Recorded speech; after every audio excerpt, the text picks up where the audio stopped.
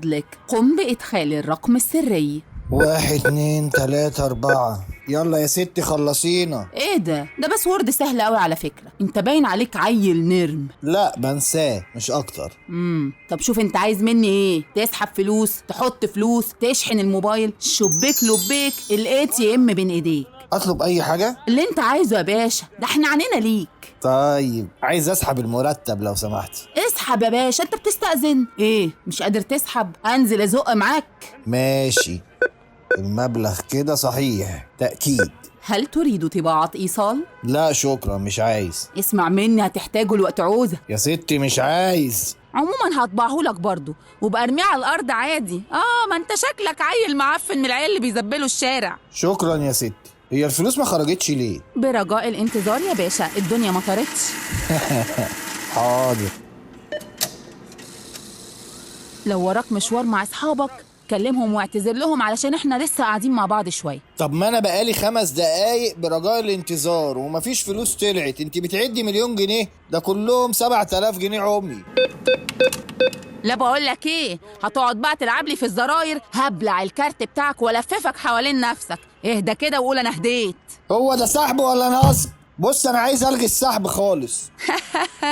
مش بمزاجك يا اسطى، اتقل بقى عشان ما توقعليش السيستم. ماشي. عفوا، لا يوجد رصيد كافي.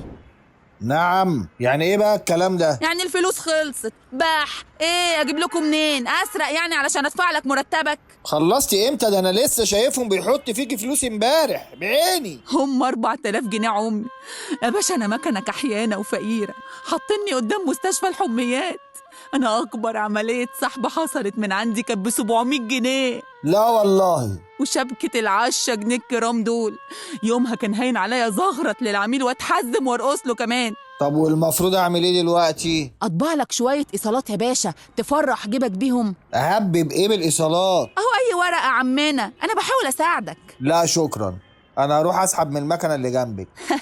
عطلانه، ريح نفسك. وانت عرفتي منين؟ ايش عرفك؟ انت بتصغرني يعني؟ على فكره انا عارفه كل الزملاء اللي في المنطقه مكنه لا مؤاخذه. طب المكنه اللي على اول الشارع بتاعت البنك العربي الافريقي؟ ايوه. لا دي مكنه بنت حلال ومحترمه الشهاده لله. هو انا عايز اخطبها الاقي فيها فلوس ولا لا؟ هتلاقي بس فيها كده خصله وحشه شويتين، بتقعد تعد في الفلوس وفي الاخر تقوم خصمهم لك من الرصيد وما تطلعش حاجه.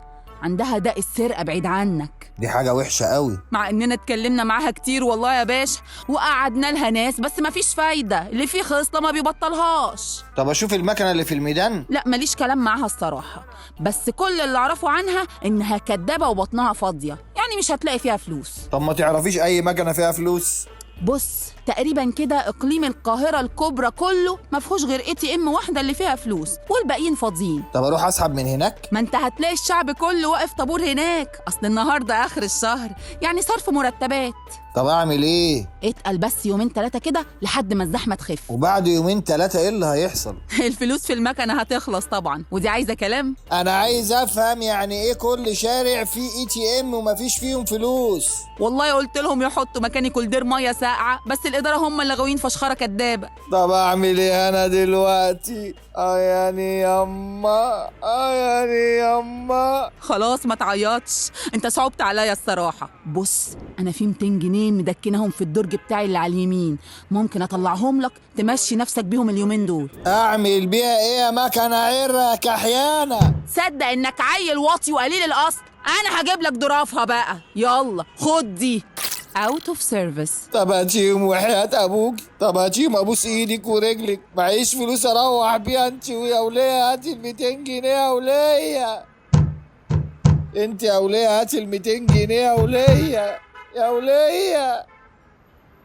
هو ده اللي موتني بالضرب يا باشا، وقطع لي هدومي في المكتب وعلم عليها في المكتب يا باشا. اقبض عليها قبل ما يهرب يا حضرة الظابط. خد يالا خد يالا وديني ما انا سايبك ياض. خد يالا ولا عتريس، خد يالا.